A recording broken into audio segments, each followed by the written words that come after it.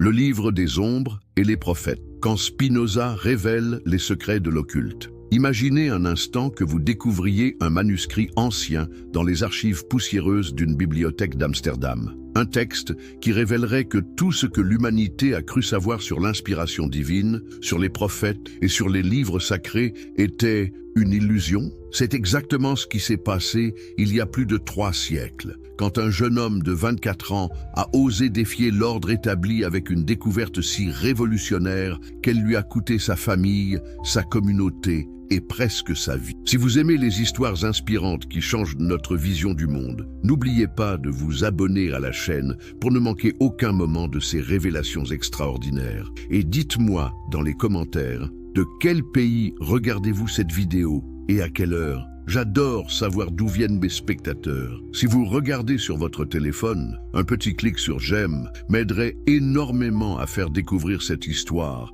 à plus de personnes. Mais revenons à notre histoire. Nous sommes en 1656, dans les ruelles étroites d'Amsterdam. L'air sent l'encens des synagogues mélangé aux épices des marchés. Dans cette ville cosmopolite, refuge de tous les persécutés d'Europe, un jeune homme nommé Baruch Spinoza s'apprête à faire trembler les fondements de la religion, de la philosophie et de notre compréhension même de ce qu'on appelle le divin. Mais qui était vraiment ce Baruch Spinoza avant qu'il ne devienne l'un des penseurs les plus dangereux de son époque? Et comment un simple étudiant juif a-t-il pu découvrir des vérités si dérangeantes sur les livres sacrés et l'inspiration prophétique que les autorités religieuses de toute l'Europe tremblaient à la seule mention de son nom? Les origines mystérieuses des livres des ombres. Pour comprendre la révolution spinozienne, nous devons d'abord plonger dans l'univers fascinant et terrifiant des livres des ombres. Mais savez-vous vraiment ce que sont ces textes qui ont hanté l'imagination humaine pendant des millénaires?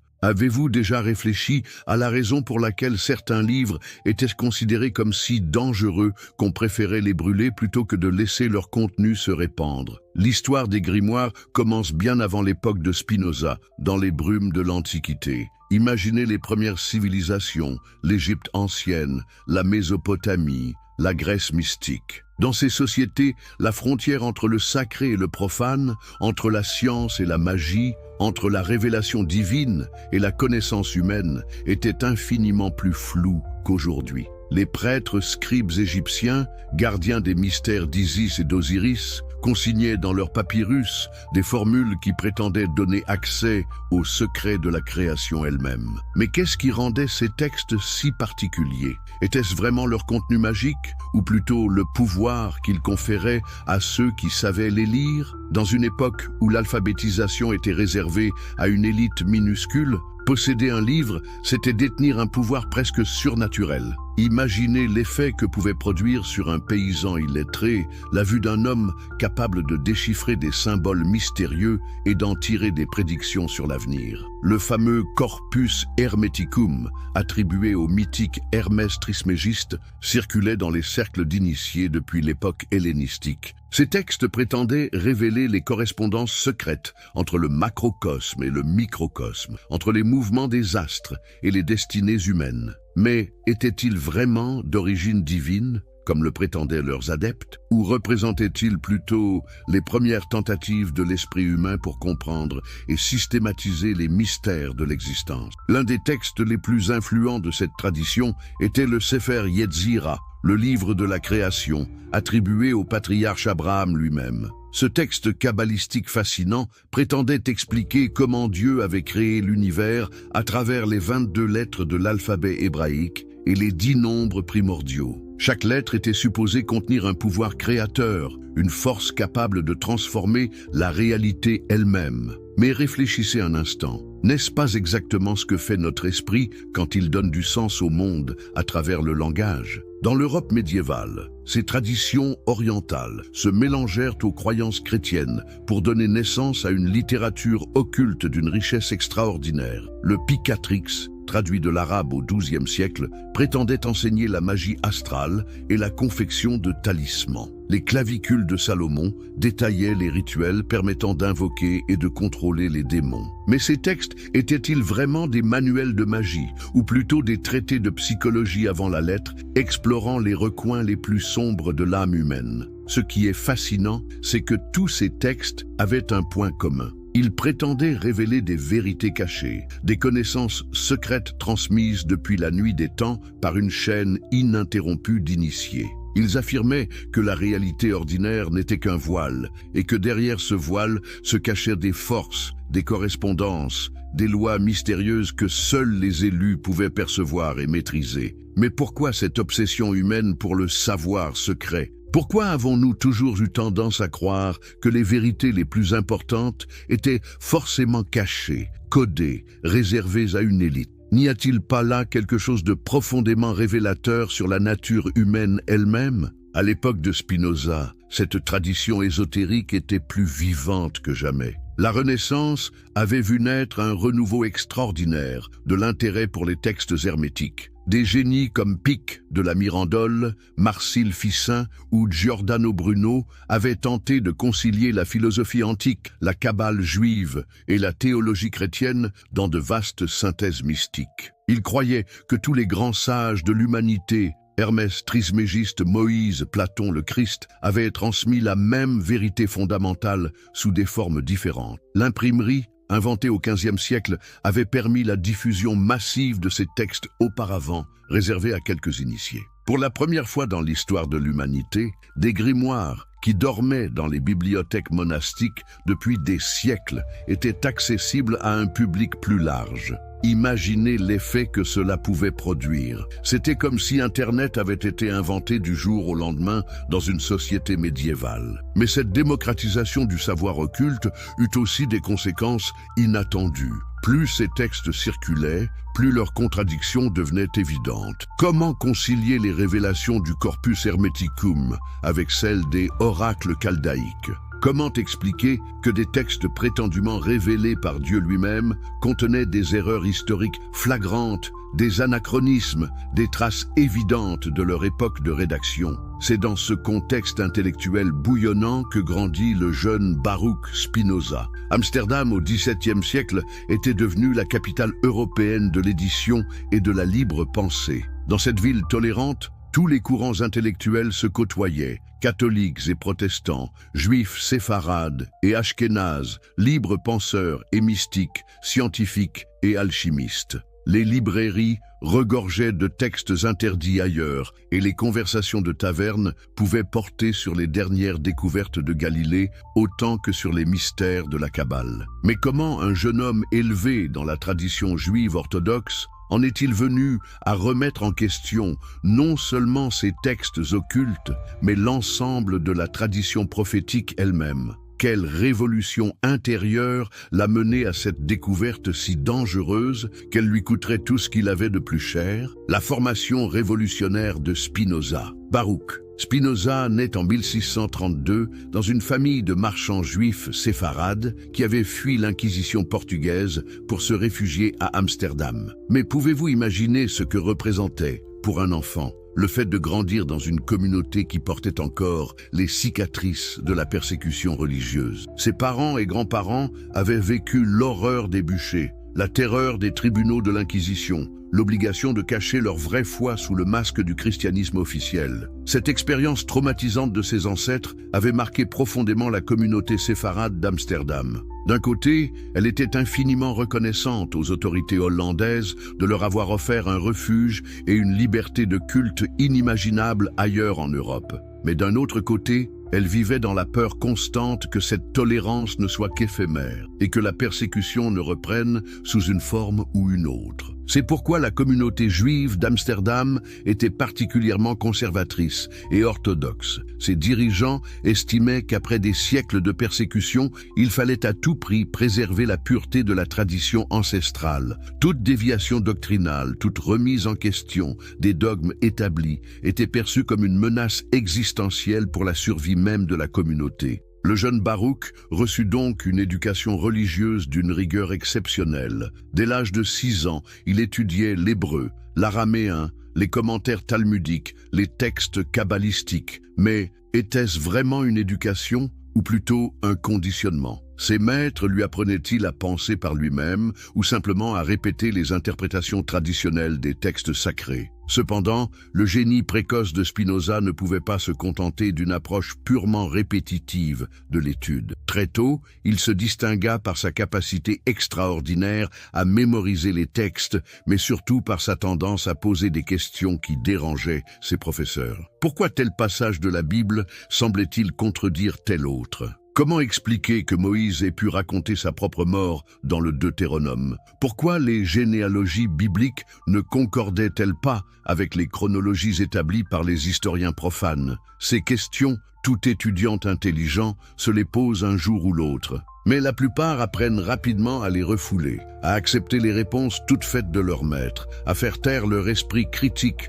au nom de la foi et de la tradition. Spinoza, lui, ne put jamais s'y résoudre. Était-ce un défaut de caractère ou au contraire la manifestation de ce qu'il y a de plus noble dans l'intelligence humaine? Le refus de se satisfaire de demi-vérités et d'explications bancales, vers l'âge de 20 ans, Spinoza commença à fréquenter des cercles intellectuels qui allaient transformer sa vision du monde. Amsterdam, cosmopolite et tolérante, attirait les esprits les plus libres de toute l'Europe. Des philosophes comme René Descartes y avaient trouvé refuge. Des savants comme Christian Huygens y menaient leurs recherches en toute liberté. Des théologiens libéraux comme les frères Korbag y développaient des interprétations rationalisantes de la religion. Mais c'est probablement sa rencontre avec Franciscus van den Enden qui fut décisive dans l'évolution intellectuelle de Spinoza. Van den Enden était un ancien jésuite défroqué qui avait ouvert une école libre à Amsterdam. Cet homme extraordinaire maîtrisait le latin,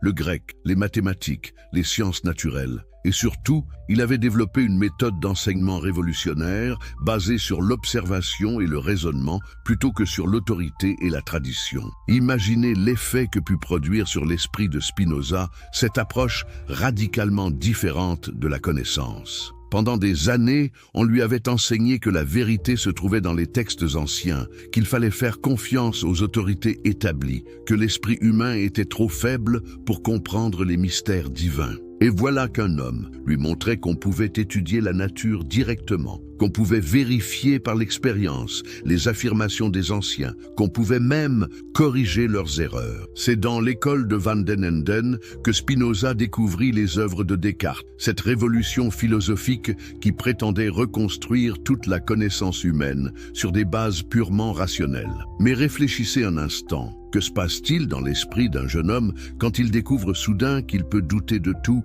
qu'il peut soumettre toutes les croyances, y compris les plus sacrées, à l'examen critique de la raison? Spinoza commença alors à appliquer cette méthode cartésienne aux textes qu'il connaissait le mieux, les livres saints de sa propre tradition. Et c'est là que commença sa véritable révolution. Car contrairement à Descartes, qui s'était prudemment arrêté aux portes de la théologie, Spinoza eut l'audace d'appliquer la critique rationnelle aux textes sacrés eux-mêmes. Mais comment procéda-t-il exactement? Quelle méthode utilisa-t-il pour percer les mystères de l'inspiration prophétique? Et surtout, qu'est-ce qui le poussa à prendre des risques aussi énormes pour la seule recherche de la vérité? La première découverte troublante de Spinoza fut d'ordre linguistique et historique. En étudiant attentivement les textes bibliques dans leur langue originale, il s'aperçut qu'ils contenaient des anachronismes flagrants, des références à des événements postérieurs à l'époque supposée de leur rédaction, des variations stylistiques qui trahissaient la multiplicité de leurs auteurs. Mais si ces textes n'avaient pas été écrits par ceux à qui on les attribuait, si Moïse n'était pas l'auteur du Pentateuque, si David n'avait pas composé tous les psaumes, alors que restait-il de leur autorité divine? Plus troublant encore, Spinoza découvrit que les prophètes bibliques utilisaient un langage, des images, des concepts qui correspondaient exactement à leur époque et à leur milieu culturel. Ésaïe parlait comme un intellectuel de la cour de Jérusalem au 8e siècle avant notre ère. Ézéchiel utilisait des métaphores tirées de l'exil babylonien. Daniel reflétait les préoccupations de l'époque hellénistique, mais si les prophètes étaient vraiment des canaux passifs de la révélation divine, pourquoi leur message portait-il si clairement la marque de leur époque et de leur personnalité? C'est alors que Spinoza fit sa découverte la plus révolutionnaire. Et si les prophètes n'étaient pas des récepteurs passifs de messages divins, mais des hommes de génie qui avaient su exprimer, dans le langage de leur temps, les aspirations morales et spirituelles les plus profondes de leur peuple? Et si ce qu'on appelait inspiration divine n'était en réalité que cette capacité extraordinaire de certains individus à percevoir intuitivement les vérités morales universelles et à les traduire en images saisissantes, cette hypothèse était d'une audace inouïe pour l'époque. Elle remettait en question non seulement l'autorité des textes sacrés, mais l'ensemble de la conception traditionnelle de la révélation. Si les prophètes étaient des hommes comme les autres, certes exceptionnellement doués, mais non des instruments divins, alors que devenaient les dogmes, les lois religieuses, les prétentions des églises à détenir la vérité absolue. Mais Spinoza ne s'arrêta pas là. Il étendit son analyse aux textes occultes qui circulaient à son époque, ces grimoires qui prétendaient révéler les secrets de la création, ces livres de magie qui promettaient de donner accès aux forces cachées de l'univers, n'étaient-ils pas construits sur le même modèle que les textes prophétiques? N'utilisaient-ils pas les mêmes procédés rhétoriques, les mêmes appels à l'autorité, les mêmes promesses de révélation exclusive? La découverte qui changea tout l'année 1656 marqua un tournant décisif dans la vie de Spinoza. Mais savez-vous ce qui pousse un homme de 24 ans brillant, promis à un avenir prospère dans les affaires familiales, à tout risquer pour défendre des idées qui le mèneront à l'exil et à la solitude? Qu'est-ce qui peut être plus fort que l'instinct de survie sociale, que l'amour de sa famille, que le besoin d'appartenance à une communauté? C'est probablement cette année-là que Spinoza acheva sa première œuvre majeure, bien qu'elle ne soit publiée qu'après sa mort, le traité théologico-politique. Dans ce livre révolutionnaire, il développa de manière systématique sa nouvelle compréhension de la prophétie et de la révélation. Mais ce n'était pas seulement un ouvrage d'érudition. C'était une véritable déclaration de guerre contre tous les dogmatismes, toutes les superstitions, tous les abus de pouvoir commis au nom de la religion. La thèse centrale de Spinoza était d'une simplicité redoutable. Les prophètes étaient des hommes doués d'une imagination exceptionnellement vive, capables de traduire en images saisissantes les vérités morales qu'ils percevaient intuitivement. Leur génie consistait non pas à recevoir des messages d'un Dieu extérieur, mais à puiser dans les profondeurs de la nature humaine universelle pour en extraire des principes éthiques intemporels. Mais réfléchissez aux implications de cette théorie. Si les prophètes n'étaient pas des instruments divins, mais des génies humains, alors leur message n'avait d'autorité que dans la mesure où il s'adressait à ce qu'il y a d'universel en nous. Les aspects contingents de leur révélation, les lois rituelles, les prescriptions alimentaires, les règles de pureté, n'étaient que le reflet des préoccupations de leur époque et n'avaient aucune valeur normative pour les générations ultérieures. Plus radical encore, Spinoza affirmait que la vraie révélation divine n'était pas à chercher dans des textes anciens, si vénérables soient-ils, mais dans l'exercice même de notre raison. Car qu'est-ce que la raison ? Sinon cette capacité que nous avons de percevoir les vérités éternelles, les lois universelles qui gouvernent la nature et l'existence humaine. Quand nous découvrons un théorème mathématique, quand nous comprenons une loi physique, quand nous saisissons un principe moral, ne sommes-nous pas en contact direct avec le divin sans avoir besoin d'intermédiaires? Cette révolution conceptuelle avait des conséquences politiques explosives. Si aucun texte, aucune tradition, aucune autorité religieuse ne pouvait prétendre détenir un monopole de la vérité divine, alors sur quoi se fondait le pouvoir des églises ? Comment justifier l'existence d'une caste sacerdotale prétendant servir d'intermédiaire obligé entre Dieu et les hommes? Spinoza allait encore plus loin. Il montrait que les prêtres de toutes les religions avaient toujours eu tendance à exploiter la crédulité et les peurs du peuple pour asseoir leur autorité.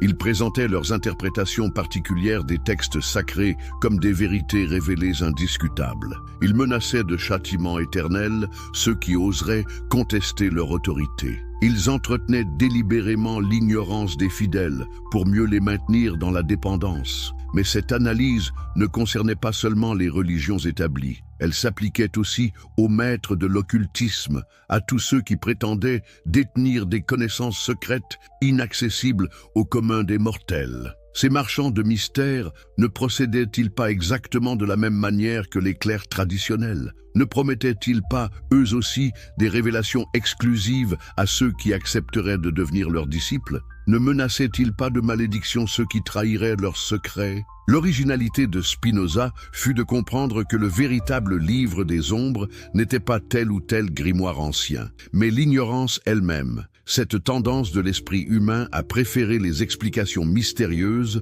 aux vérités rationnelles, les révélations spectaculaires aux découvertes patientes de la science. Mais comment les contemporains de Spinoza réagirent-ils à ces découvertes révolutionnaires? Étaient-ils prêts à accepter qu'un jeune homme de 24 ans remette en question des traditions vénérées depuis des millénaires? Et surtout, comment la communauté juive d'Amsterdam, si attachée à l'orthodoxie religieuse, allait-elle réagir face à celui qu'elle avait formé et qui se retournait maintenant contre ses enseignements les plus fondamentaux? Les premiers signes d'hostilité apparurent dès que Spinoza commença à exposer ses idées dans les cercles intellectuels d'Amsterdam. Ces anciens condisciples de l'école rabbinique furent les premiers à s'alarmer. Comment leurs brillants camarades pouvaient-ils tenir des propos aussi blasphématoires? Ne comprenaient-ils pas qu'en remettant en question l'inspiration divine des textes sacrés, ils sapaient les fondements mêmes de la foi juive? Mais Spinoza ne se laissait pas intimider.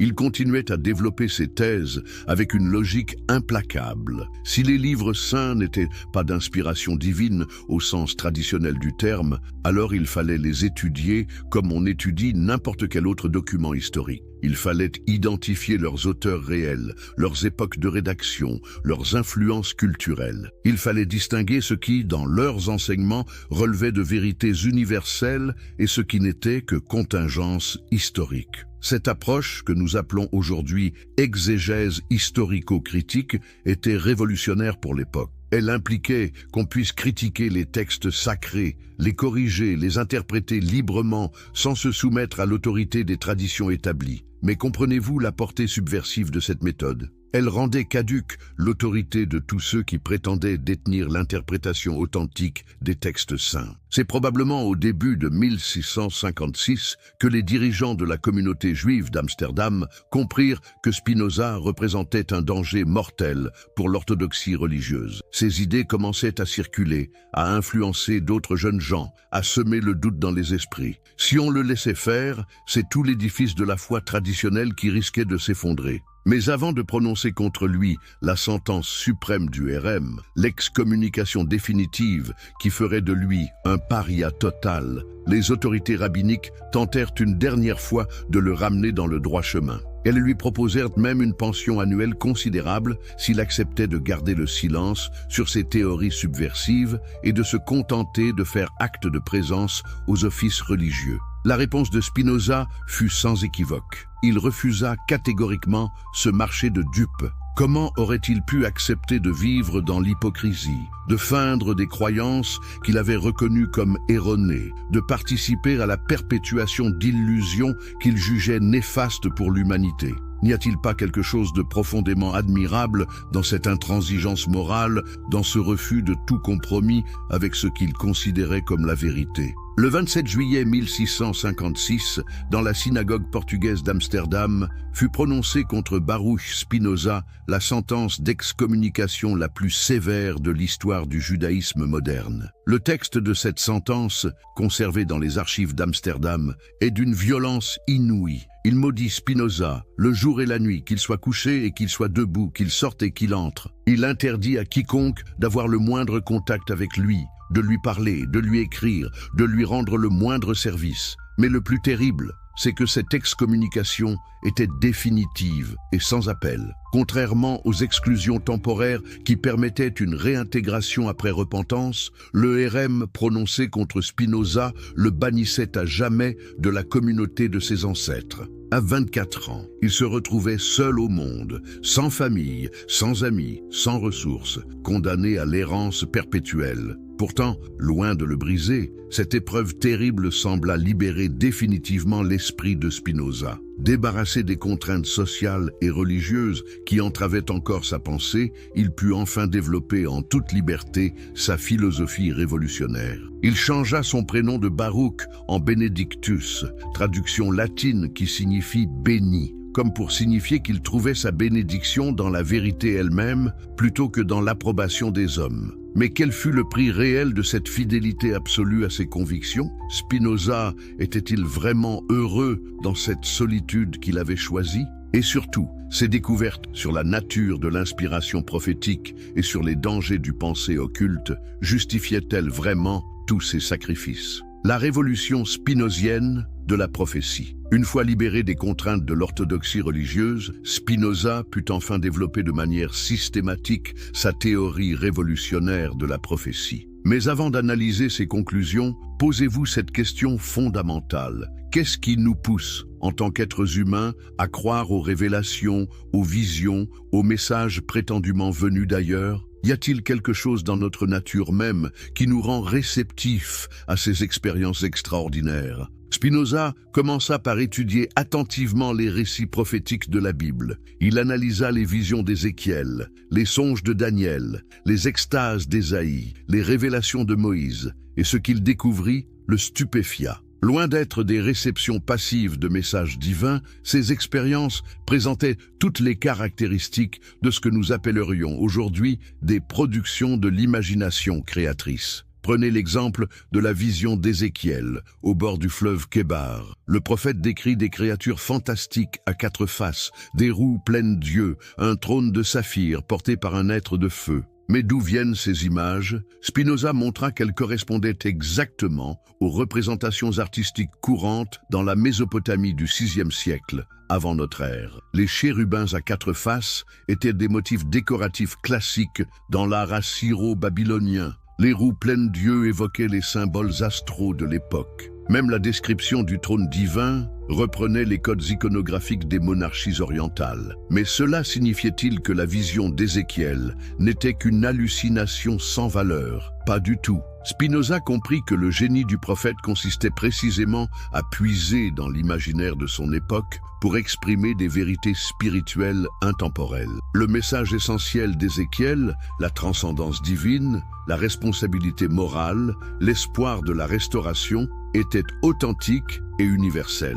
Seule son expression imagée était culturellement le livre des ombres et les prophètes. Quand Spinoza révèle les secrets de l'occulte, imaginez un instant que vous découvriez un manuscrit ancien dans les archives poussiéreuses d'une bibliothèque d'Amsterdam. Un texte qui révélerait que tout ce que l'humanité a cru savoir sur l'inspiration divine, sur les prophètes et sur les livres sacrés était une illusion. C'est exactement ce qui s'est passé il y a plus de 3 siècles, quand un jeune homme de 24 ans a osé défier l'ordre établi avec une découverte si révolutionnaire qu'elle lui a coûté sa famille, sa communauté et presque sa vie. Si vous aimez les histoires inspirantes qui changent notre vision du monde, n'oubliez pas de vous abonner à la chaîne pour ne manquer aucun moment de ces révélations extraordinaires. Et dites-moi dans les commentaires, de quel pays regardez-vous cette vidéo et à quelle heure? J'adore savoir d'où viennent mes spectateurs. Si vous regardez sur votre téléphone, un petit clic sur j'aime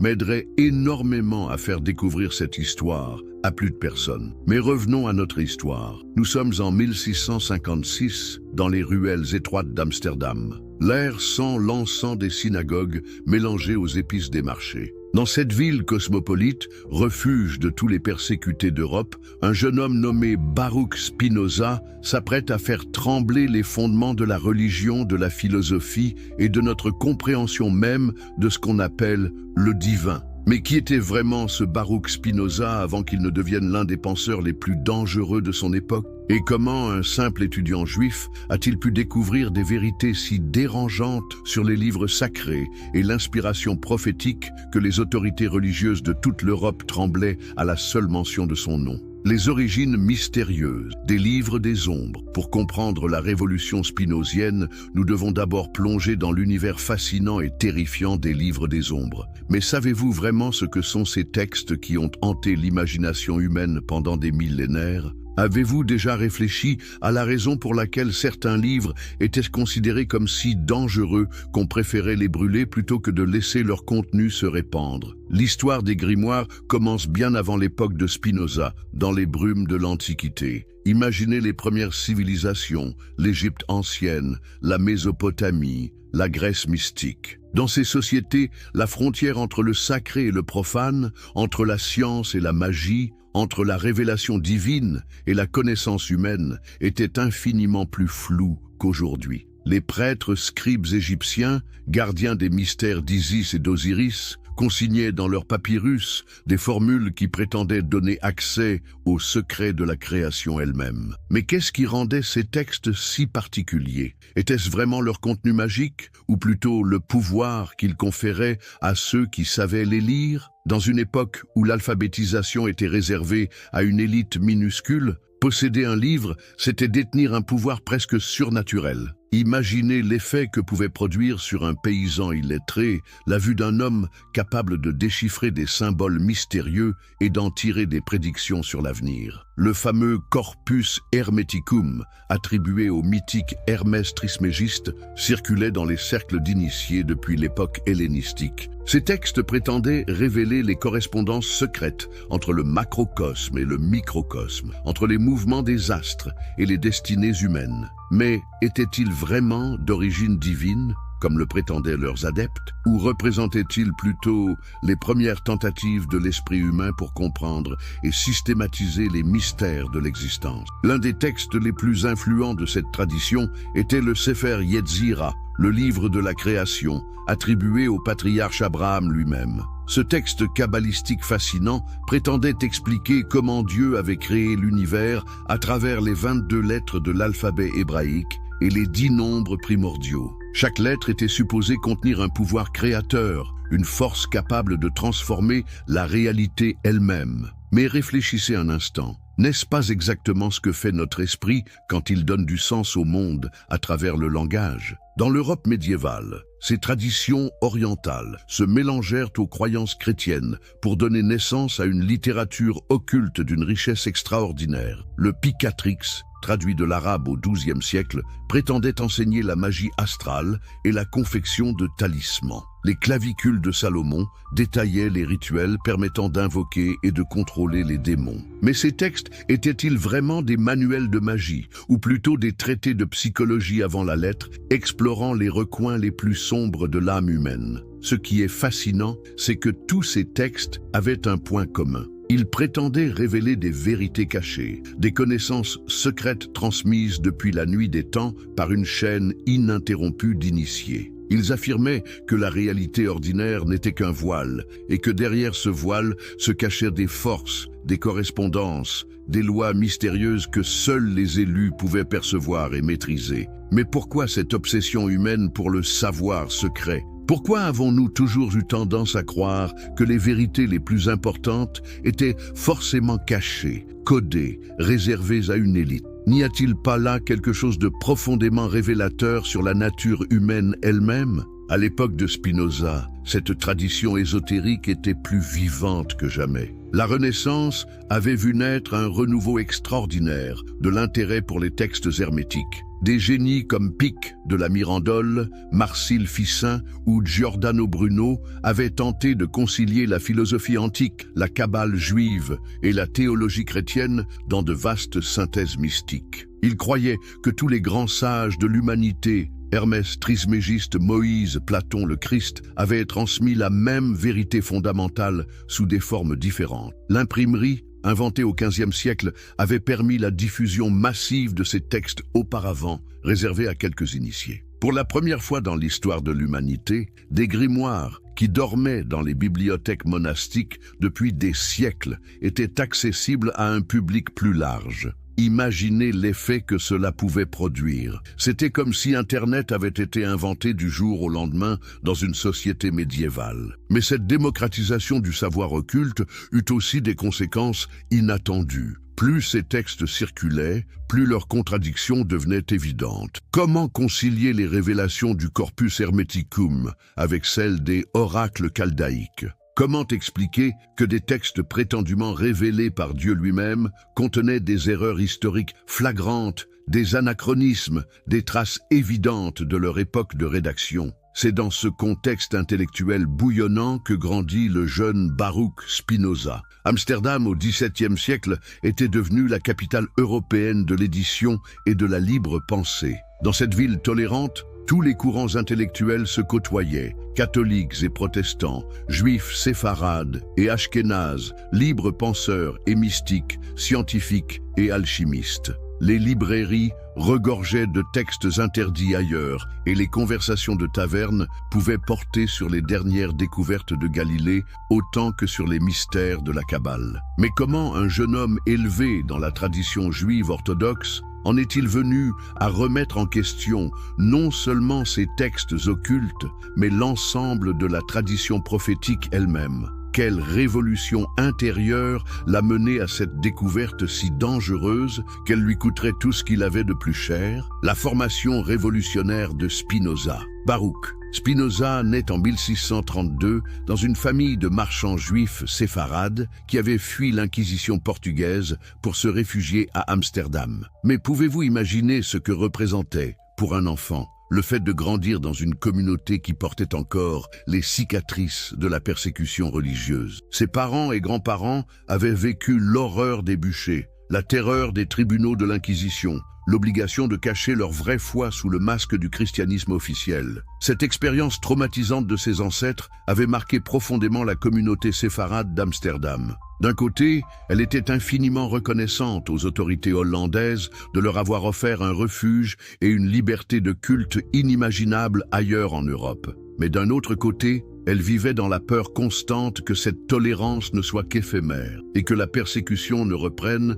sous une forme ou une autre. C'est pourquoi la communauté juive d'Amsterdam était particulièrement conservatrice et orthodoxe. Ses dirigeants estimaient qu'après des siècles de persécution, il fallait à tout prix préserver la pureté de la tradition ancestrale. Toute déviation doctrinale, toute remise en question des dogmes établis était perçue comme une menace existentielle pour la survie même de la communauté. Le jeune Baruch reçut donc une éducation religieuse d'une rigueur exceptionnelle. Dès l'âge de 6 ans, il étudiait l'hébreu, l'araméen, les commentaires talmudiques, les textes kabbalistiques. Mais était-ce vraiment une éducation ou plutôt un conditionnement? Ses maîtres lui apprenaient-ils à penser par lui-même ou simplement à répéter les interprétations traditionnelles des textes sacrés? Cependant, le génie précoce de Spinoza ne pouvait pas se contenter d'une approche purement répétitive de l'étude. Très tôt, il se distingua par sa capacité extraordinaire à mémoriser les textes, mais surtout par sa tendance à poser des questions qui dérangeaient ses professeurs. Pourquoi tel passage de la Bible semblait-il contredire tel autre? Comment expliquer que Moïse ait pu raconter sa propre mort dans le Deutéronome? Pourquoi les généalogies bibliques ne concordaient-elles pas avec les chronologies établies par les historiens profanes? Ces questions, tout étudiant intelligent se les pose un jour ou l'autre. Mais la plupart apprennent rapidement à les refouler, à accepter les réponses toutes faites de leur maître, à faire taire leur esprit critique au nom de la foi et de la tradition. Spinoza, lui, ne put jamais s'y résoudre. Était-ce un défaut de caractère ou au contraire la manifestation de ce qu'il y a de plus noble dans l'intelligence humaine? Le refus de se satisfaire de demi-vérités et d'explications bancales? Vers l'âge de 20 ans, Spinoza commença à fréquenter des cercles intellectuels qui allaient transformer sa vision du monde. Amsterdam, cosmopolite et tolérante, attirait les esprits les plus libres de toute l'Europe. Des philosophes comme René Descartes y avaient trouvé refuge. Des savants comme Christian Huygens y menaient leurs recherches en toute liberté. Des théologiens libéraux comme les frères Korbag y développaient des interprétations rationalisantes de la religion. Mais c'est probablement sa rencontre avec Franciscus van den Enden qui fut décisive dans l'évolution intellectuelle de Spinoza. Van den Enden était un ancien jésuite défroqué qui avait ouvert une école libre à Amsterdam. Cet homme extraordinaire maîtrisait le latin, le grec, les mathématiques, les sciences naturelles. Et surtout, il avait développé une méthode d'enseignement révolutionnaire basée sur l'observation et le raisonnement plutôt que sur l'autorité et la tradition. Imaginez l'effet que put produire sur l'esprit de Spinoza cette approche radicalement différente de la connaissance. Pendant des années, on lui avait enseigné que la vérité se trouvait dans les textes anciens, qu'il fallait faire confiance aux autorités établies, que l'esprit humain était trop faible pour comprendre les mystères divins. Et voilà qu'un homme lui montrait qu'on pouvait étudier la nature directement, qu'on pouvait vérifier par l'expérience les affirmations des anciens, qu'on pouvait même corriger leurs erreurs. C'est dans l'école de Van den Enden que Spinoza découvrit les œuvres de Descartes, cette révolution philosophique qui prétendait reconstruire toute la connaissance humaine sur des bases purement rationnelles. Mais réfléchissez un instant. Que se passe-t-il dans l'esprit d'un jeune homme quand il découvre soudain qu'il peut douter de tout, qu'il peut soumettre toutes les croyances, y compris les plus sacrées, à l'examen critique de la raison? Spinoza commença alors à appliquer cette méthode cartésienne aux textes qu'il connaissait le mieux, les livres saints de sa propre tradition. Et c'est là que commença sa véritable révolution. Car contrairement à Descartes, qui s'était prudemment arrêté aux portes de la théologie, Spinoza eut l'audace d'appliquer la critique rationnelle aux textes sacrés eux-mêmes. Mais comment procéda-t-il exactement? Quelle méthode utilisa-t-il pour percer les mystères de l'inspiration prophétique? Et surtout, qu'est-ce qui le poussa à prendre des risques aussi énormes pour la seule recherche de la vérité? La première découverte troublante de Spinoza fut d'ordre linguistique et historique. En étudiant attentivement les textes bibliques dans leur langue originale, il s'aperçut qu'ils contenaient des anachronismes flagrants, des références à des événements postérieurs à l'époque supposée de leur rédaction, des variations stylistiques qui trahissaient la multiplicité de leurs auteurs. Mais si ces textes n'avaient pas été écrits par ceux à qui on les attribuait, si Moïse n'était pas l'auteur du Pentateuque, si David n'avait pas composé tous les psaumes, alors que restait-il de leur autorité divine? Plus troublant encore, Spinoza découvrit que les prophètes bibliques utilisaient un langage, des images, des concepts qui correspondaient exactement à leur époque et à leur milieu culturel. Ésaïe parlait comme un intellectuel de la cour de Jérusalem au 8e siècle avant notre ère. Ézéchiel utilisait des métaphores tirées de l'exil babylonien. Daniel reflétait les préoccupations de l'époque hellénistique, mais si les prophètes étaient vraiment des canaux passifs de la révélation divine, pourquoi leur message portait-il si clairement la marque de leur époque et de leur personnalité? C'est alors que Spinoza fit sa découverte la plus révolutionnaire. Et si les prophètes n'étaient pas des récepteurs passifs de messages divins, mais des hommes de génie qui avaient su exprimer, dans le langage de leur temps, les aspirations morales et spirituelles les plus profondes de leur peuple? Et si ce qu'on appelait inspiration divine n'était en réalité que cette capacité extraordinaire de certains individus à percevoir intuitivement les vérités morales universelles et à les traduire en images saisissantes, cette hypothèse était d'une audace inouïe pour l'époque. Elle remettait en question non seulement l'autorité des textes sacrés, mais l'ensemble de la conception traditionnelle de la révélation. Si les prophètes étaient des hommes comme les autres, certes exceptionnellement doués, mais non des instruments divins, alors que devenaient les dogmes, les lois religieuses, les prétentions des églises à détenir la vérité absolue. Mais Spinoza ne s'arrêta pas là. Il étendit son analyse aux textes occultes qui circulaient à son époque, ces grimoires qui prétendaient révéler les secrets de la création, ces livres de magie qui promettaient de donner accès aux forces cachées de l'univers, n'étaient-ils pas construits sur le même modèle que les textes prophétiques? N'utilisaient-ils pas les mêmes procédés rhétoriques, les mêmes appels à l'autorité, les mêmes promesses de révélation exclusive? La découverte qui changea tout l'année 1656 marqua un tournant décisif dans la vie de Spinoza. Mais savez-vous ce qui pousse un homme de 24 ans brillant, promis à un avenir prospère dans les affaires familiales, à tout risquer pour défendre des idées qui le mèneront à l'exil et à la solitude? Qu'est-ce qui peut être plus fort que l'instinct de survie sociale, que l'amour de sa famille, que le besoin d'appartenance à une communauté? C'est probablement cette année-là que Spinoza acheva sa première œuvre majeure, bien qu'elle ne soit publiée qu'après sa mort, le traité théologico-politique. Dans ce livre révolutionnaire, il développa de manière systématique sa nouvelle compréhension de la prophétie et de la révélation. Mais ce n'était pas seulement un ouvrage d'érudition. C'était une véritable déclaration de guerre contre tous les dogmatismes,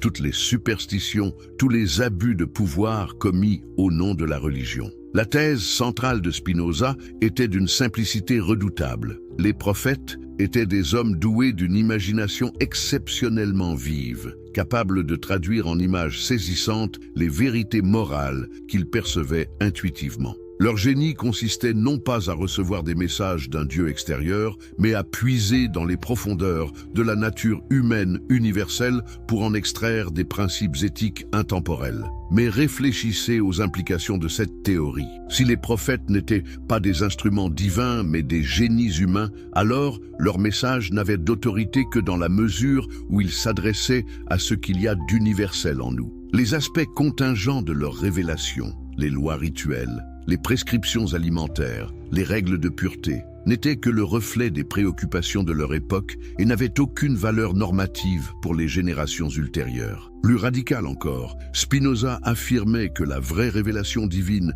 n'était pas à chercher dans des textes anciens, si vénérables soient-ils, mais dans l'exercice même de notre raison. Car qu'est-ce que la raison ? Sinon cette capacité que nous avons de percevoir les vérités éternelles, les lois universelles qui gouvernent la nature et l'existence humaine. Quand nous découvrons un théorème mathématique, quand nous comprenons une loi physique, quand nous saisissons un principe moral, ne sommes-nous pas en contact direct avec le divin sans avoir besoin d'intermédiaires? Cette révolution conceptuelle avait des conséquences politiques explosives. Si aucun texte, aucune tradition, aucune autorité religieuse ne pouvait prétendre détenir un monopole de la vérité divine, alors sur quoi se fondait le pouvoir des églises ? Comment justifier l'existence d'une caste sacerdotale prétendant servir d'intermédiaire obligé entre Dieu et les hommes? Spinoza allait encore plus loin. Il montrait que les prêtres de toutes les religions avaient toujours eu tendance à exploiter la crédulité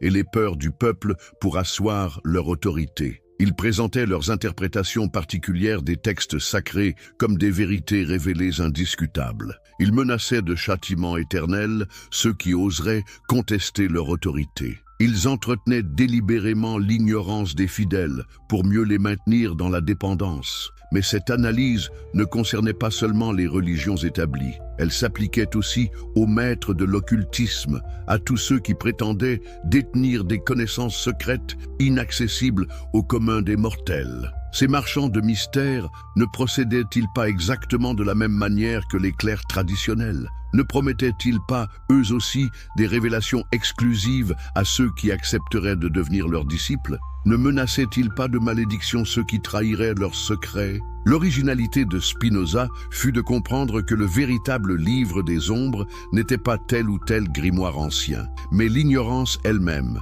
cette tendance de l'esprit humain à préférer les explications mystérieuses aux vérités rationnelles, les révélations spectaculaires aux découvertes patientes de la science. Mais comment les contemporains de Spinoza réagirent-ils à ces découvertes révolutionnaires? Étaient-ils prêts à accepter qu'un jeune homme de 24 ans remette en question des traditions vénérées depuis des millénaires? Et surtout, comment la communauté juive d'Amsterdam, si attachée à l'orthodoxie religieuse, allait-elle réagir face à celui qu'elle avait formé et qui se retournait maintenant contre ses enseignements les plus fondamentaux? Les premiers signes d'hostilité apparurent dès que Spinoza commença à exposer ses idées dans les cercles intellectuels d'Amsterdam. Ces anciens condisciples de l'école rabbinique furent les premiers à s'alarmer. Comment leurs brillants camarades pouvaient-ils tenir des propos aussi blasphématoires? Ne comprenaient-ils pas qu'en remettant en question l'inspiration divine des textes sacrés, ils sapaient les fondements même de la foi juive? Mais Spinoza ne se laissait pas intimider. Il continuait à développer ses thèses avec une logique implacable. Si les livres saints n'étaient pas d'inspiration divine au sens traditionnel du terme, alors il fallait les étudier comme on étudie n'importe quel autre document historique. Il fallait identifier leurs auteurs réels, leurs époques de rédaction, leurs influences culturelles. Il fallait distinguer ce qui, dans leurs enseignements, relevait de vérités universelles et ce qui n'était que contingence historique. Cette approche, que nous appelons aujourd'hui exégèse historico-critique, était révolutionnaire pour l'époque. Elle impliquait qu'on puisse critiquer les textes sacrés, les corriger, les interpréter librement, sans se soumettre à l'autorité des traditions établies. Mais comprenez-vous la portée subversive de cette méthode? Elle rendait caduque l'autorité de tous ceux qui prétendaient détenir l'interprétation authentique des textes saints. C'est probablement au début de 1656 que les dirigeants de la communauté juive d'Amsterdam comprirent que Spinoza représentait un danger mortel pour l'orthodoxie religieuse. Ses idées commençaient à circuler, à influencer d'autres jeunes gens, à semer le doute dans les esprits. Si on le laissait faire, c'est tout l'édifice de la foi traditionnelle qui risquait de s'effondrer. Mais avant de prononcer contre lui la sentence suprême du RM, l'excommunication définitive qui ferait de lui un paria total, les autorités rabbiniques tentèrent une dernière fois de le ramener dans le droit chemin. Elles lui proposèrent même une pension annuelle considérable s'il acceptait de garder le silence sur ses théories subversives et de se contenter de faire acte de présence aux offices religieux. La réponse de Spinoza fut sans équivoque. Il refusa catégoriquement ce marché de dupes. Comment aurait-il pu accepter de vivre dans l'hypocrisie, de feindre des croyances qu'il avait reconnues comme erronées, de participer à la perpétuation d'illusions qu'il jugeait néfastes pour l'humanité? N'y a-t-il pas quelque chose de profondément admirable dans cette intransigeance morale, dans ce refus de tout compromis avec ce qu'il considérait comme la vérité? Le 27 juillet 1656, dans la synagogue portugaise d'Amsterdam, fut prononcée contre Baruch Spinoza la sentence d'excommunication la plus sévère de l'histoire du judaïsme moderne. Le texte de cette sentence, conservé dans les archives d'Amsterdam, est d'une violence inouïe. Il maudit Spinoza, le jour et la nuit, qu'il soit couché et qu'il soit debout, qu'il sorte et qu'il entre. Il interdit à quiconque d'avoir le moindre contact avec lui, de lui parler, de lui écrire, de lui rendre le moindre service. Mais le plus terrible, c'est que cette excommunication était définitive et sans appel. Contrairement aux exclusions temporaires qui permettaient une réintégration après repentance, le RM prononcé contre Spinoza le bannissait à jamais de la communauté de ses ancêtres. À 24 ans, il se retrouvait seul au monde, sans famille, sans amis, sans ressources, condamné à l'errance perpétuelle. Pourtant, loin de le briser, cette épreuve terrible sembla libérer définitivement l'esprit de Spinoza. Débarrassé des contraintes sociales et religieuses qui entravaient encore sa pensée, il put enfin développer en toute liberté sa philosophie révolutionnaire. Il changea son prénom de Baruch en Benedictus, traduction latine qui signifie « béni », comme pour signifier qu'il trouvait sa bénédiction dans la vérité elle-même plutôt que dans l'approbation des hommes. Mais quel fut le prix réel de cette fidélité absolue à ses convictions? Spinoza était-il vraiment heureux dans cette solitude qu'il avait choisie? Et surtout, ses découvertes sur la nature de l'inspiration prophétique et sur les dangers du pensée occulte justifiaient-elles vraiment tous ces sacrifices? La révolution spinozienne de la prophétie. Une fois libéré des contraintes de l'orthodoxie religieuse, Spinoza put enfin développer de manière systématique sa théorie révolutionnaire de la prophétie. Mais avant d'analyser ses conclusions, posez-vous cette question fondamentale. Qu'est-ce qui nous pousse, en tant qu'êtres humains, à croire aux révélations, aux visions, aux messages prétendument venus d'ailleurs? Y a-t-il quelque chose dans notre nature même qui nous rend réceptifs à ces expériences extraordinaires? Spinoza commença par étudier attentivement les récits prophétiques de la Bible. Il analysa les visions d'Ézéchiel, les songes de Daniel, les extases d'Ésaïe, les révélations de Moïse, et ce qu'il découvrit le stupéfia. Loin d'être des réceptions passives de messages divins, ces expériences présentaient toutes les caractéristiques de ce que nous appellerions aujourd'hui des productions de l'imagination créatrice. Prenez l'exemple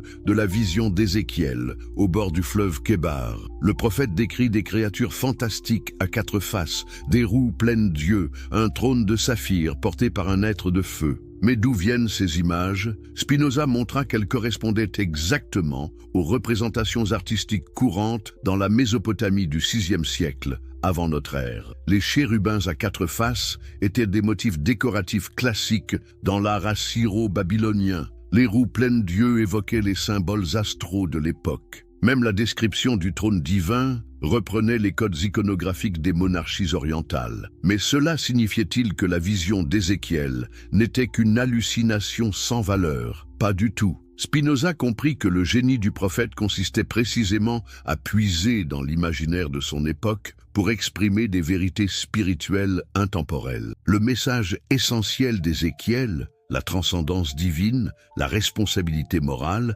l'espoir de la restauration, était authentique et universel. Seule son expression imagée était culturellement déterminée. Cette découverte révolutionna complètement la compréhension spinozienne de l'inspiration prophétique. Les prophètes n'étaient ni des imposteurs, ni des instruments passifs de la divinité.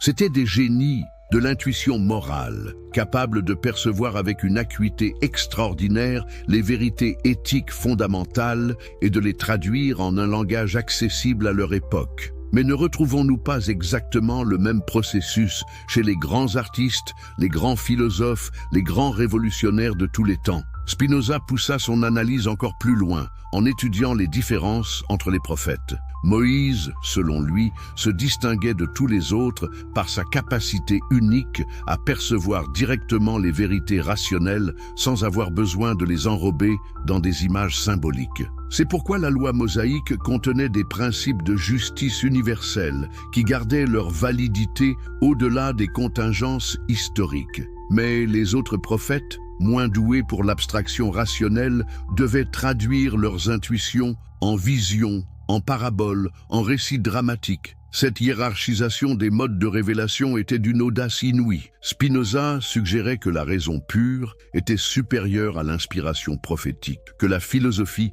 était une forme plus parfaite de révélation que la religion traditionnelle. Mais réfléchissez aux implications de cette théorie. Si la vraie révélation divine se trouve dans l'exercice de notre raison, alors chaque être humain peut avoir accès direct au divin, sans passer par des intermédiaires. C'est ici que la critique spinozienne rejoignait directement celle qu'il adressait aux maîtres de l'occultisme. Ces derniers prétendaient eux aussi détenir des révélations exclusives, des vérités cachées inaccessibles au commun des mortels. Ils affirmaient que leur grimoire contenait des secrets transmis depuis la nuit des temps par une chaîne ininterrompue d'initiés. Mais sur quoi se fondait cette prétention? Qu'est-ce qui prouvait l'authenticité de ces prétendues révélations? Spinoza appliqua aux textes occultes la même méthode d'analyse critique qu'aux textes prophétiques. Il montra que les grimoires de la Renaissance copiaient servicilement les traités de magie antique en y ajoutant des éléments empruntés à la tradition chrétienne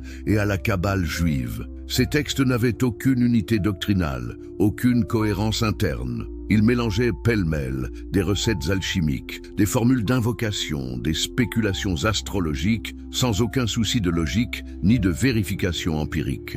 Plus troublante encore, Spinoza remarqua que tous ces textes prétendument révélés contenaient les erreurs scientifiques de leur époque. Comment des livres d'inspiration divine pouvaient-ils affirmer que la Terre était plate, que les astres influençaient directement les destinées humaines, que certaines substances possédaient des vertus magiques? Si ces révélations venaient vraiment d'une intelligence supérieure, ne devrait-on pas y trouver des connaissances inaccessibles à la science de l'époque? La conclusion de Spinoza était implacable. Les livres d'occultisme, comme les textes prophétiques, étaient des productions purement humaines. Ils reflétaient les croyances, les peurs, les espoirs de leurs auteurs et de leur époque. Ils n'avaient d'autre autorité que celle que leur accordaient leurs lecteurs crédules. Mais cette analyse ne conduisait-elle pas au relativisme le plus complet? Si toutes les révélations étaient suspectes, si tous les textes sacrés étaient d'origine humaine, sur quoi pouvait-on encore fonder la morale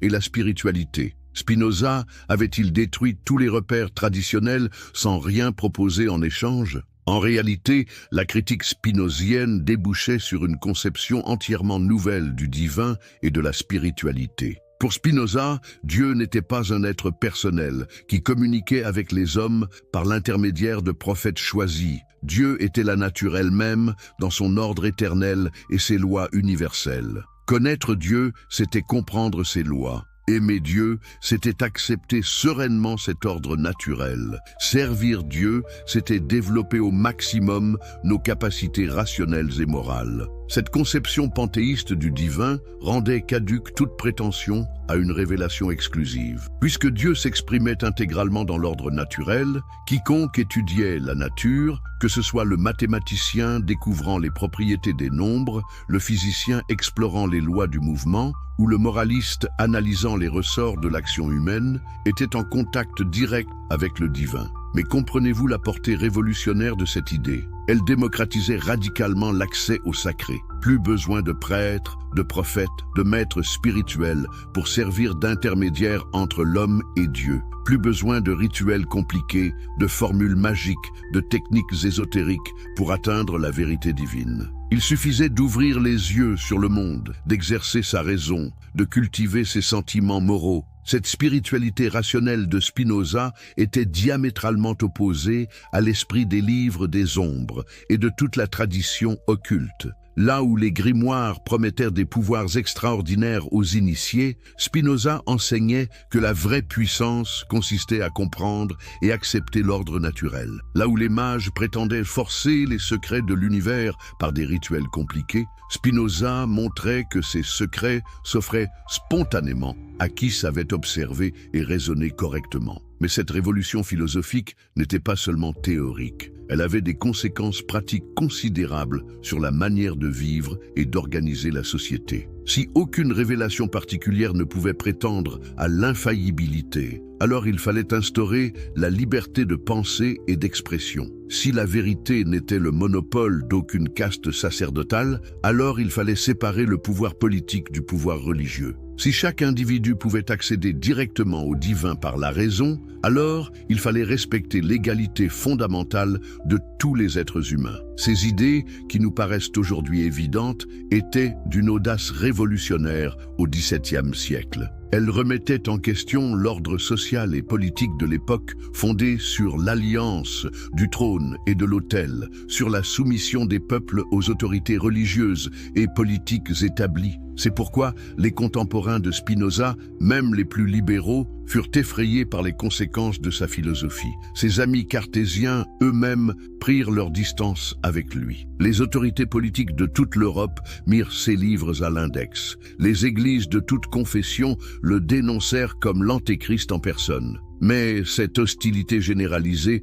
ne fit que renforcer Spinoza dans sa conviction d'avoir découvert des vérités essentielles. N'est-ce pas le propre des révolutions intellectuelles majeures de susciter d'abord l'incompréhension et la résistance avant d'être finalement reconnu? Galilée n'avait-il pas été condamné pour avoir affirmé que la Terre tournait autour du Soleil? Darwin ne fut-il pas vilipendé pour avoir proposé la théorie de l'évolution? Spinoza était convaincu que ses découvertes sur la nature de la prophétie et les dangers de la pensée occulte finiraient par s'imposer, même si cela devait prendre des siècles. Il avait montré que les livres des ombres n'étaient que les projections de nos peurs et de nos désirs les plus archaïques. Il avait révélé que les prophètes étaient des génies humains plutôt que des instruments divins. Il avait proposé une spiritualité rationnelle, libérée de toute superstition. Mais était-il vraiment possible de vivre selon ces principes? La nature humaine n'avait-elle pas un besoin irrépressible de mystère, de merveilleux, de transcendance? Les hommes ordinaires pouvaient-ils se contenter d'une spiritualité aussi dépouillée, aussi intellectuelle? Et surtout, cette philosophie si rationnelle n'était-elle pas elle-même une forme de révélation accessible seulement à une élite d'intellectuels exceptionnels? Ces questions, Spinoza se les posa certainement pendant les 20 années qui lui restaient à vivre après son excommunication. Installé d'abord à Rindsburg, puis à Würzburg, enfin à La Haye, il mena une existence solitaire et studieuse, consacrant tout son temps à l'élaboration de son système philosophique. Il gagnait sa vie en polissant des lentilles optiques, métier symbolique s'il en est. N'était-il pas lui-même en train de polir les lentilles de l'intelligence humaine pour lui permettre de voir plus clairement? Mais cette solitude était-elle vraiment un sacrifice? Ou représentait-elle plutôt l'accomplissement suprême d'une vie consacrée à la recherche de la vérité? Dans sa correspondance avec ses rares amis, Spinoza se montre serein, presque heureux de son sort. Il a trouvé dans l'exercice de la pensée pure une satisfaction que ne pouvaient lui donner ni les honneurs, ni la richesse, ni même l'affection humaine. Cette sérénité de Spinoza face à l'adversité était-elle le fruit de sa philosophie ou le signe d'une nature exceptionnellement détachée des contingences mondaines? Toujours est-il qu'elle impressionnait profondément ceux qui le rencontraient. Leibniz lui-même, venu lui rendre visite en secret, fut frappé par cette paix intérieure qui émanait du philosophe maudit. Le 21 février 1677, Spinoza mourait à l'âge de 44 ans, emporté par la tuberculose que sa profession de polisseur de lentilles avait probablement aggravée. Il disparaissait dans l'indifférence générale, sans avoir vu ses idées acceptées, sans avoir fondé d'école, sans laisser de disciples directs. Pourtant, les graines qu'il avait semées allaient germer et transformer radicalement la pensée occidentale. Ses analyses de l'inspiration prophétique préfiguraient l'exégèse historico-critique moderne. Sa critique des superstitions annonçait l'esprit des Lumières. Sa conception panthéiste du divin influencerait le romantisme et l'idéalisme allemand. Sa théorie de la démocratie inspirerait les révolutions américaines et françaises. Et surtout, ses alertes sur les dangers de la pensée occulte gardent une actualité saisissante à notre époque où fleurissent de nouveau les pseudosciences, les théories du complot, les promesses de révélations exclusives. Car au fond, qu'est-ce qui distingue nos gourous modernes des mages de la Renaissance? Ne proposent-ils pas eux aussi des raccourcis vers la connaissance, des recettes miracles pour résoudre tous les problèmes, des explications simplistes pour des phénomènes complexes? La leçon de Spinoza reste plus actuelle que jamais. Méfions-nous de tous ceux qui prétendent détenir des vérités cachées, des savoirs secrets, des révélations exclusives. La seule révélation authentique est celle que nous pouvons vérifier par notre propre expérience et notre propre raison. Le seul livre des ombres qui vaille d'être étudié, c'est le livre de nos propres préjugés et de nos propres illusions. Mais avons-nous vraiment tiré les leçons de cette révolution spinozienne? Sommes-nous devenus plus sages, plus rationnels, plus libres que les contemporains du philosophe d'Amsterdam? Ou continuons-nous, sous des formes nouvelles, à succomber aux mêmes tentations qui ont toujours fasciné l'esprit humain? La recherche de raccourcis vers la connaissance, l'attrait pour les explications mystérieuses, la soumission à des autorités prétendument infaillibles. Ces questions, chacun doit se les poser personnellement, car c'est peut-être là l'ultime leçon de Spinoza. La liberté de penser ne se décrète pas, elle se conquiert jour après jour par un effort patient et jamais achevé pour distinguer le vrai du faux, le rationnel de l'irrationnel, la connaissance authentique de ses contrefaçons séduisantes. Voilà pourquoi l'histoire de Spinoza et sa révélation sur les livres des ombres continue de nous interpeller aujourd'hui. Dans un monde saturé d'informations contradictoires, de théories alternatives, de prétendues vérités révélées, nous avons plus que jamais besoin de cette hygiène intellectuelle qu'il nous a enseignée. Nous avons besoin de ces outils critiques qu'il a forgés pour nous libérer de toutes les formes modernes de superstition. Car au fond, n'est-ce pas cela, la vraie spiritualité? Non pas la soumission aveugle à des dogmes imposés, mais l'exercice libre et responsable de notre intelligence, non pas la recherche de pouvoirs extraordinaires, mais le développement harmonieux de nos capacités naturelles, non pas l'initiation à des mystères ésotériques, mais la compréhension toujours plus profonde de nous-mêmes et du monde qui nous entoure. Le livre des ombres et les prophètes. Quand Spinoza révèle les secrets de l'occulte. Imaginez un instant que vous découvriez un manuscrit ancien dans les archives poussiéreuses d'une bibliothèque d'Amsterdam. Un texte qui révélerait que tout ce que l'humanité a cru savoir sur l'inspiration divine, sur les prophètes et sur les livres sacrés était une illusion. C'est exactement ce qui s'est passé il y a plus de 3 siècles, quand un jeune homme de 24 ans a osé défier l'ordre établi avec une découverte si révolutionnaire qu'elle lui a coûté sa famille, sa communauté et presque sa vie. Si vous aimez les histoires inspirantes qui changent notre vision du monde, n'oubliez pas de vous abonner à la chaîne pour ne manquer aucun moment de ces révélations extraordinaires. Et dites-moi dans les commentaires De quel pays regardez-vous cette vidéo et à quelle heure? J'adore savoir d'où viennent mes spectateurs. Si vous regardez sur votre téléphone, un petit clic sur j'aime m'aiderait énormément à faire découvrir cette histoire à plus de personnes. Mais revenons à notre histoire. Nous sommes en 1656 dans les ruelles étroites d'Amsterdam. L'air sent l'encens des synagogues mélangé aux épices des marchés. Dans cette ville cosmopolite, refuge de tous les persécutés d'Europe, un jeune homme nommé Baruch Spinoza s'apprête à faire trembler les fondements de la religion, de la philosophie et de notre compréhension même de ce qu'on appelle le divin. Mais qui était vraiment ce Baruch Spinoza avant qu'il ne devienne l'un des penseurs les plus dangereux de son époque? Et comment un simple étudiant juif a-t-il pu découvrir des vérités si dérangeantes sur les livres sacrés et l'inspiration prophétique que les autorités religieuses de toute l'Europe tremblaient à la seule mention de son nom? Les origines mystérieuses des livres des ombres. Pour comprendre la révolution spinozienne, nous devons d'abord plonger dans l'univers fascinant et terrifiant des livres des ombres. Mais savez-vous vraiment ce que sont ces textes qui ont hanté l'imagination humaine pendant des millénaires?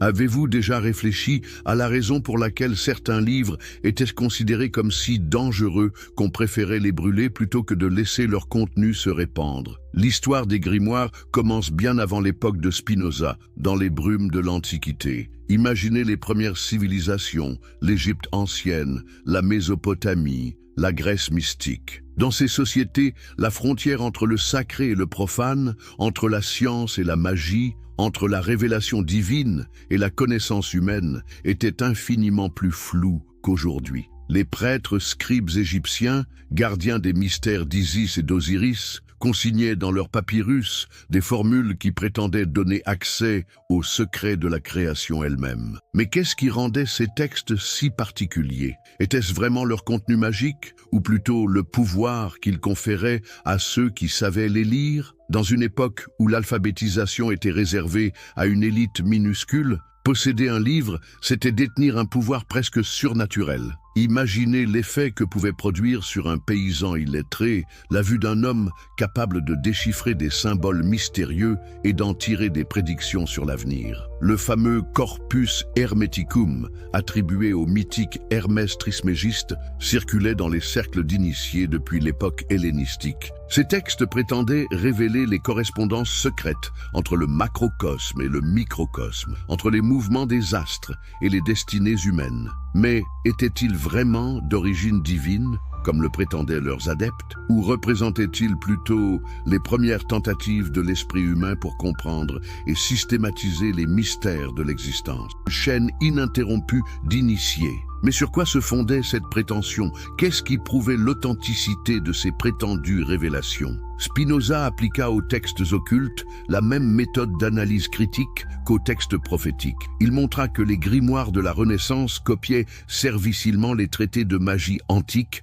en y ajoutant des éléments empruntés à la tradition chrétienne et à la Kabbale juive. Ces textes n'avaient aucune unité doctrinale, aucune cohérence interne. Ils mélangeaient pêle-mêle des recettes alchimiques, des formules d'invocation, des spéculations astrologiques, sans aucun souci de logique ni de vérification empirique. Plus troublant encore, Spinoza remarqua que tous ces textes prétendument révélés contenaient les erreurs scientifiques de leur époque. Comment des livres d'inspiration divine pouvaient-ils affirmer que la Terre était plate, que les astres influençaient directement les destinées humaines, que certaines substances possédaient des vertus magiques? Si ces révélations venaient vraiment d'une intelligence supérieure, ne devrait-on pas y trouver des connaissances inaccessibles à la science de l'époque? La conclusion de Spinoza était implacable. Les livres d'occultisme, comme les textes prophétiques, étaient des productions purement humaines. Ils reflétaient les croyances,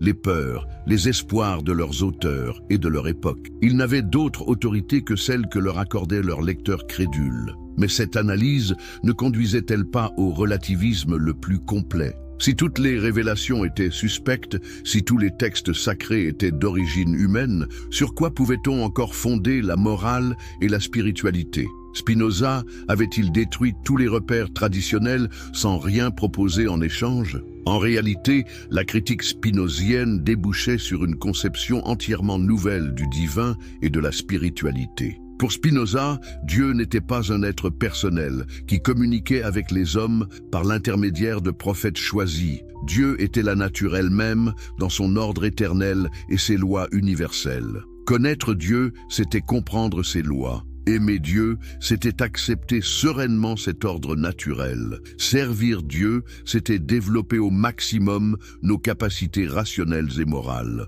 Cette conception panthéiste du divin rendait caduque toute prétention à une révélation exclusive. Puisque Dieu s'exprimait intégralement dans l'ordre naturel, quiconque étudiait la nature, que ce soit le mathématicien découvrant les propriétés des nombres, le physicien explorant les lois du mouvement, ou le moraliste analysant les ressorts de l'action humaine, était en contact direct avec le divin. Mais comprenez-vous la portée révolutionnaire de cette idée ? Elle démocratisait radicalement l'accès au sacré. Plus besoin de prêtres, de prophètes, de maîtres spirituels pour servir d'intermédiaire entre l'homme et Dieu. Plus besoin de rituels compliqués, de formules magiques, de techniques ésotériques pour atteindre la vérité divine. Il suffisait d'ouvrir les yeux sur le monde, d'exercer sa raison, de cultiver ses sentiments moraux. Cette spiritualité rationnelle de Spinoza était diamétralement opposée à l'esprit des livres des ombres et de toute la tradition occulte. Là où les grimoires promettèrent des pouvoirs extraordinaires aux initiés,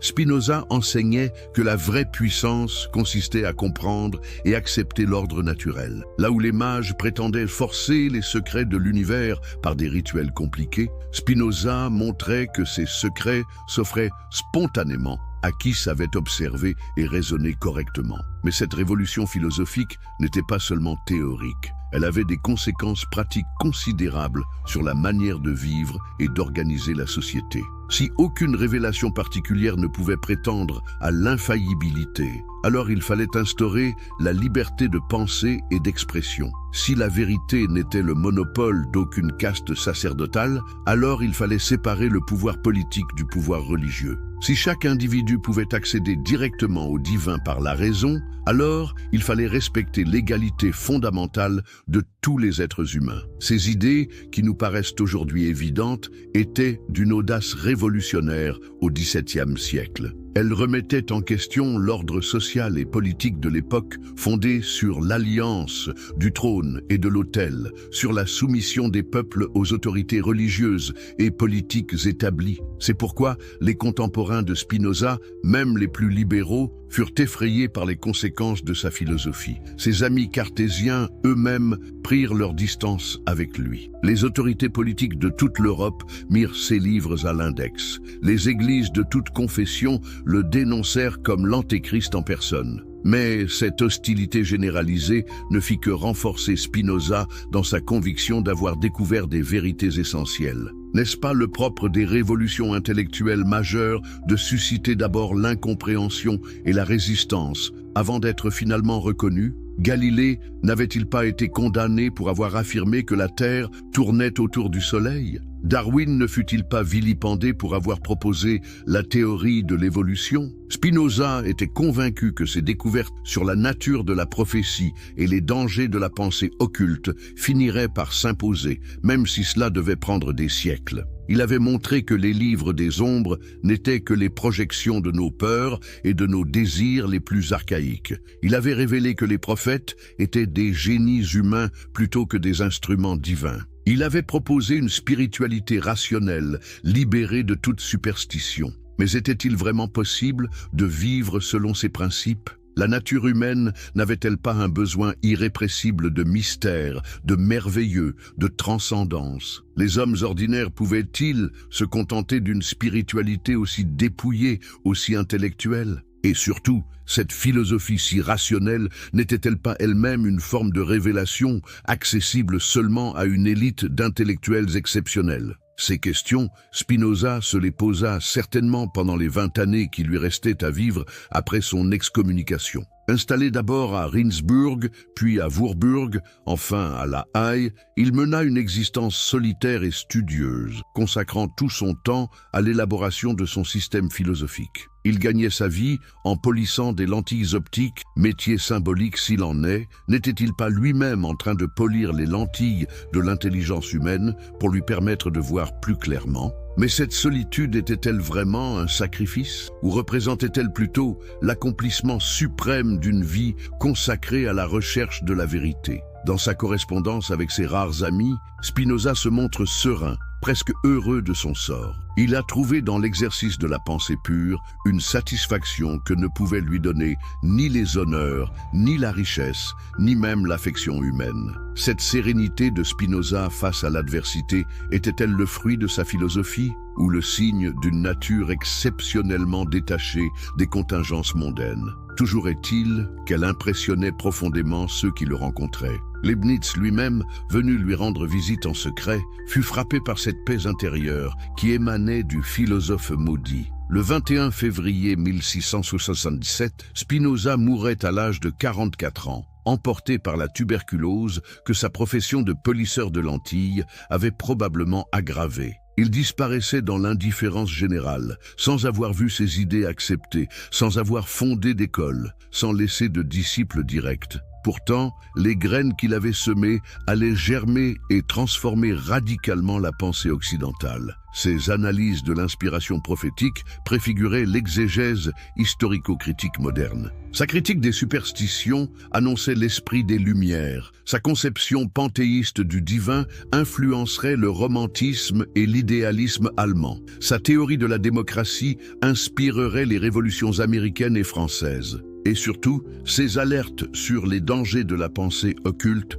gardent une actualité saisissante à notre époque où fleurissent de nouveau les pseudosciences, les théories du complot, les promesses de révélations exclusives. Car au fond, qu'est-ce qui distingue nos gourous modernes des mages de la Renaissance? Ne proposent-ils pas eux aussi des raccourcis vers la connaissance, des recettes miracles pour résoudre tous les problèmes, des explications simplistes pour des phénomènes complexes? La leçon de Spinoza reste plus actuelle que jamais. Méfions-nous de tous ceux qui prétendent détenir des vérités cachées, des savoirs secrets, des révélations exclusives. La seule révélation authentique est celle que nous pouvons vérifier par notre propre expérience et notre propre raison. Le seul livre des ombres qui vaille d'être étudié, c'est le livre de nos propres préjugés et de nos propres illusions. Mais avons-nous vraiment tiré les leçons de cette révolution spinozienne? Sommes-nous devenus plus sages, plus rationnels, plus libres que les contemporains du philosophe d'Amsterdam? Ou continuons-nous, sous des formes nouvelles, à succomber aux mêmes tentations qui ont toujours fasciné l'esprit humain? La recherche de raccourcis vers la connaissance, l'attrait pour les explications mystérieuses, la soumission à des autorités prétendument infaillibles. Ces questions, chacun doit se les poser personnellement, car c'est peut-être là l'ultime leçon de Spinoza. La liberté de penser ne se décrète pas, elle se conquiert jour après jour par un effort patient et jamais achevé pour distinguer le vrai du faux, le rationnel de l'irrationnel, la connaissance authentique de ses contrefaçons séduisantes. Voilà pourquoi l'histoire de Spinoza et sa révélation sur les livres des ombres continue de nous interpeller aujourd'hui. Dans un monde saturé d'informations contradictoires, de théories alternatives, de prétendues vérités révélées, nous avons plus que jamais besoin de cette hygiène intellectuelle qu'il nous a enseignée. Nous avons besoin de ces outils critiques qu'il a forgés pour nous libérer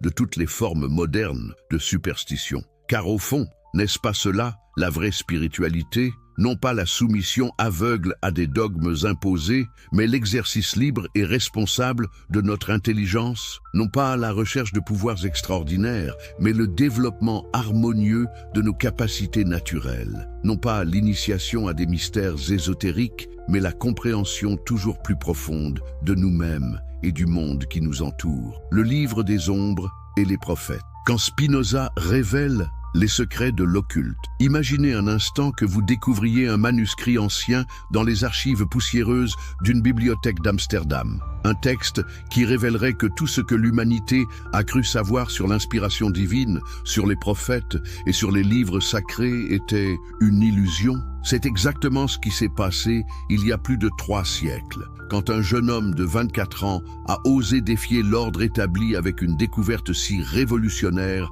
qu'elle lui a coûté sa famille, sa communauté et presque sa vie. Si vous aimez les histoires inspirantes qui changent notre vision du monde, n'oubliez pas de vous abonner à la chaîne pour ne manquer aucun moment de ces révélations extraordinaires. Et dites-moi dans les commentaires, de quel pays regardez-vous cette vidéo et à quelle heure? J'adore savoir d'où viennent mes spectateurs. Si vous regardez sur votre téléphone, un petit clic sur j'aime m'aiderait énormément à faire découvrir cette histoire à plus de personnes. Mais revenons à notre histoire. Nous sommes en 1656, dans les ruelles étroites d'Amsterdam. L'air sent l'encens des synagogues mélangé aux épices des marchés. Dans cette ville cosmopolite, refuge de tous les persécutés d'Europe, un jeune homme nommé Baruch Spinoza s'apprête à faire trembler les fondements de la religion, de la philosophie et de notre compréhension même de ce qu'on appelle le divin. Mais qui était vraiment ce Baruch Spinoza avant qu'il ne devienne l'un des penseurs les plus dangereux de son époque? Et comment un simple étudiant juif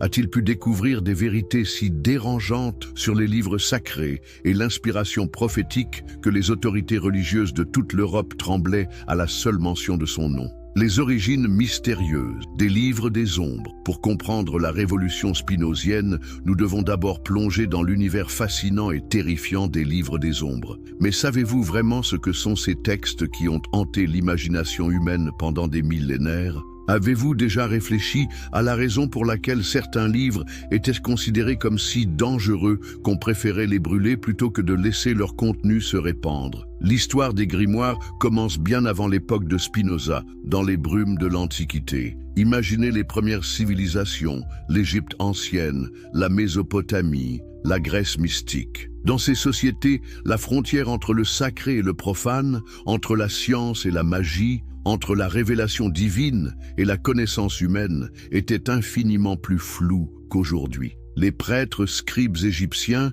gardiens des mystères d'Isis et d'Osiris, consignaient dans leurs papyrus des formules qui prétendaient donner accès aux secrets de la création elle-même. Mais qu'est-ce qui rendait ces textes si particuliers? Était-ce vraiment leur contenu magique, ou plutôt le pouvoir qu'ils conféraient à ceux qui savaient les lire? Dans une époque où l'alphabétisation était réservée à une élite minuscule, posséder un livre, c'était détenir un pouvoir presque surnaturel. Imaginez l'effet que pouvait produire sur un paysan illettré la vue d'un homme capable de déchiffrer des symboles mystérieux et d'en tirer des prédictions sur l'avenir. Le fameux Corpus Hermeticum, attribué au mythique Hermès Trismégiste, circulait dans les cercles d'initiés depuis l'époque hellénistique. Ces textes prétendaient révéler les correspondances secrètes entre le macrocosme et le microcosme, entre les mouvements des astres et les destinées humaines. Mais étaient-ils vraiment d'origine divine, comme le prétendaient leurs adeptes, ou représentaient-ils plutôt